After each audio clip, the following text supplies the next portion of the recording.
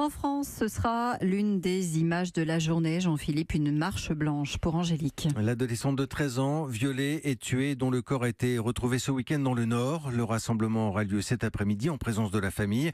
Le principal suspect est passé aux aveux. Ce père de famille de 45 ans évoque une pulsion.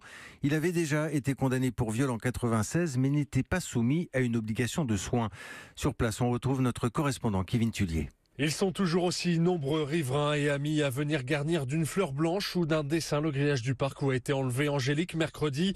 Une ville tout entière soudée derrière la famille de la jeune fille de 13 ans pour aider les parents à rester debout. C'est le souhait de cet ami du père d'Angélique. On dit toujours ça arrive qu'aux autres, mais quand ça nous arrive dans notre ville, avec des gens qu'on connaît, c'est vrai qu'on est encore plus touché, quoi. Moi, je me mets à la place de Fred et puis de sa femme. Ils doivent vivre un véritable cauchemar, quoi. Moi, je les soutiendrai à 200%, quoi. Même à 2000% si c'est possible. Des centaines de personnes sont attendues cet après-midi à la marche blanche. La famille sera présente habillée de noir.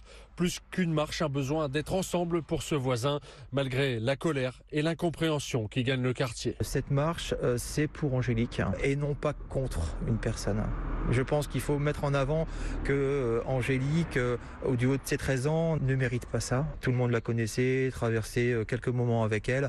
Pour éviter les tensions, le cortège devrait contourner soigneusement la maison de l'homme de 45 ans qui a violé et étranglé la petite Angélique.